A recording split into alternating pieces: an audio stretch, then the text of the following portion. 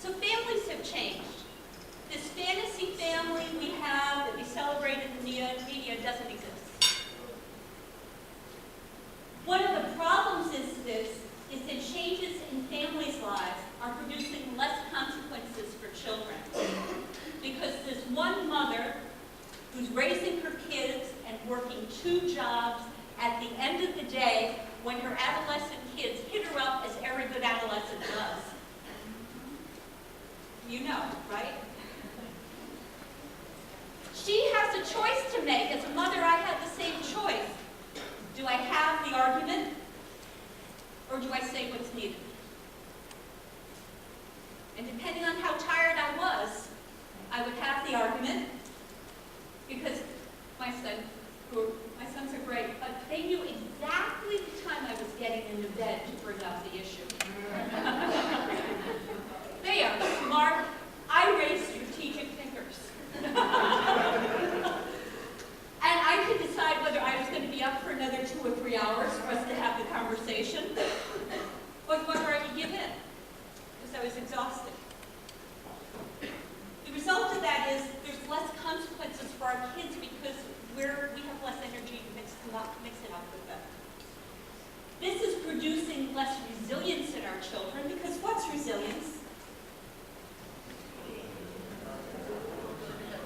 It's the ability to overcome something, which means something has hit you upside the head, and you've got to figure out what to do with it. And I really do believe that our increase in alcohol and drug use has a lot to do with the fact that kids are self-medicating because it's not so clear how to cope with certain things. Because there are less adults in their lives helping them. And that's where the scaffolding comes in. And scaffolding is what? Scaffolding is having those internal structures that we can kind of organize around. And if they're a little wobbly, because sometimes the scaffolding's a little wobbly, it's harder to build houses.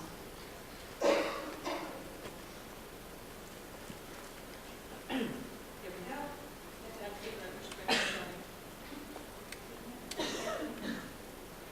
What causes mental disorders in children? The very quick answer, I did some research on this, and I'm showing you what I found, and I want you guys to see the redundancy. There are 4 categories, and I want you to see, you tell me where the redundancy is.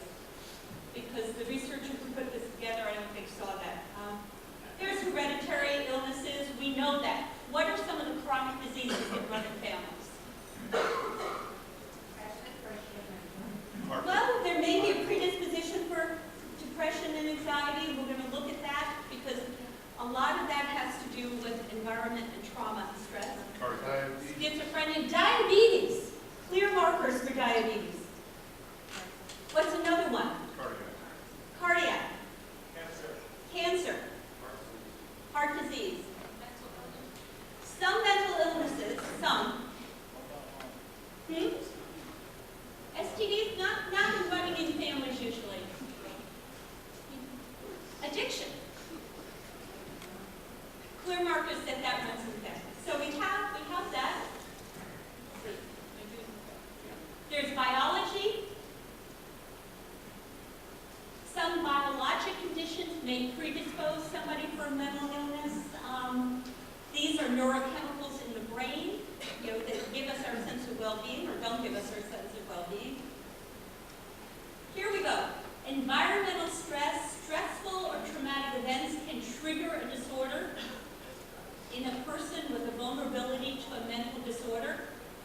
I saw that in the 60s when LSD came in. I know I'm older than most of you, but you've all seen the movies, right? And what happened when LSD came in? What were some of the problems that happened when kids started taking LSD? Hallucinating. And what happened with some kids who started hallucinating? They had psychotic breaks. They didn't stop hallucinating. That happened to a member of my family. She went out for a 3-day trip and she didn't come down. It's still happening. Drugs can potentiate things that are there, that maybe could have been sealed over, as we know, the brain, and never come out, but the drugs kind of kick it in the butt and it pops.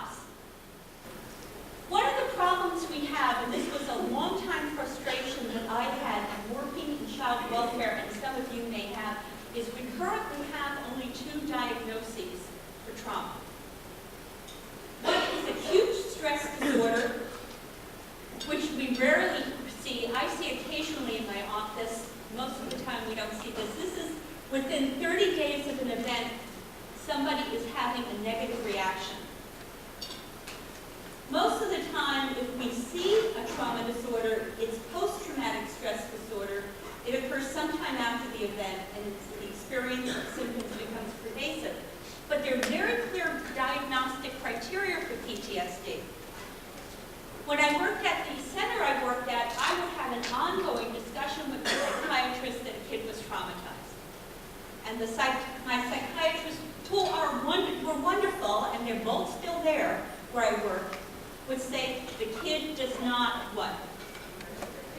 Meet the criteria for the diagnosis. And you know what? The kid didn't meet the criteria for the diagnosis. And my kids, though, were highly traumatized. I remember one kid, and I'm not recommending this as something any of you should do, but I was in a largely administrative position, but I liked working with kids to keep it real, so I would pick a certain category of kid that I liked working with. Anyone want to guess the category of kid I liked working with? Traumatized, and what behaviorally were they like? Were they depressed and quiet, or were they aggressive and in your face? You got it. I liked working with the most violent kids on campus. Why? Why did I like that? They were challenged, and these were kids who hadn't given up. These were also the leaders. And I really have this feeling we are killing our leaders, so these were our leaders. So I would take the most difficult child, and that would be personally attached to me, and one day there was a terrible event in the school, and I'm not condoning behavior of certain kids. There was a big fight, a big gang fight. It was the Crips against the Bloods. It was a mess. And there was this one kid who was labeled for starting it. Now, this happened to be a kid I had done the initial assessment on. And I was using a protocol to do this initial assessment, which was using some internationally standardized criteria. And this is a kid who had, as a diagnosis, classic anxiety disorder. And they're telling me that this kid who had an anxiety disorder was now the ringleader of this really awful situation. A lot of people got hurt. Adults got hurt, and kids got hurt in the school. And I thought, there's something really wrong with this.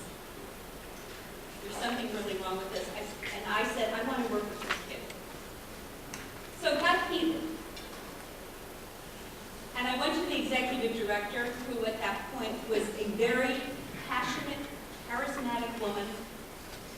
And she said, okay, you can work with him, but if you don't clean him up, you're out of here.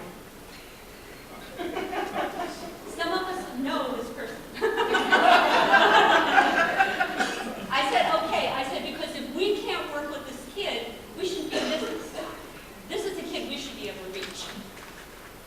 So I worked with this kid. And I got to know this kid. And I remember one day we were walking along, because I would love to walk with kids, because I find kids talk more when you engage them than if you just sit with them and they're looking at your beautiful artwork. So no matter what the weather would be, I would walk. And I was walking with this kid, and I don't know, it was snowing or raining, whatever. And we're talking, and he's telling me about his neighborhood. And he said, you know, my neighborhood's not so bad. And I said, where do you live? And it's somewhere in the Bronx. And it was close to one of the places I had lived in the city. When I left Manhattan at first, I moved to the Bronx and lived on a place called Featherbed Lane. Any of you familiar with that? Yeah. It's a beautiful spot, isn't it? Yeah. I lived on Featherbed Lane. In fact, I lived in the house that was called the Haunted House.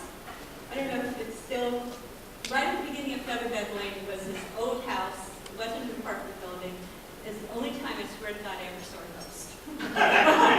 And it was called the Haunted House. And so we're talking, and he said, my neighborhood's not so bad. He said, we only have about one shooting a week.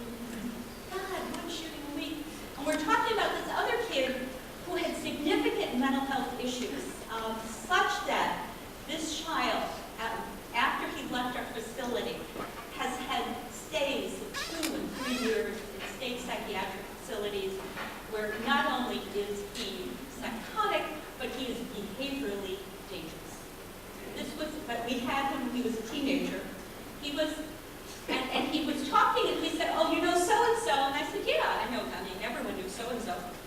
And he said, oh, he lives in a real bad neighborhood. And I said, really bad? Well, yeah, well, tell me about his neighborhood. He said, he's got 4 or 5 shootings a week. I'm thinking, you know, looking back on that conversation, one traumatized kid talking about another traumatized kid. The problem is they didn't make diagnosis. They didn't make diagnosis. We have currently a new DSM-5 about to come out in 2012. I am hopeful, thanks to the work of this next person and other people. Go back to work. Yeah. Can you explain what DSM-5? Boy, what a good question. There is this book that when I started out in mental health was 200 pages and it had all the diagnoses in it. You know, it's only 200 pages. Yeah. Now there's DSM-4, which has 1,000 pages in it. You know, we've gotten much better at giving labels for what's wrong with us. DSM-5, I don't know how many pages it's going to have. What we don't have, though, is a book equally as big that has what's right with us. You know, we don't have that. I wish we would assess that as well as we assessed everything else. Like, here's all the things right with us, as opposed to all the things wrong with us. But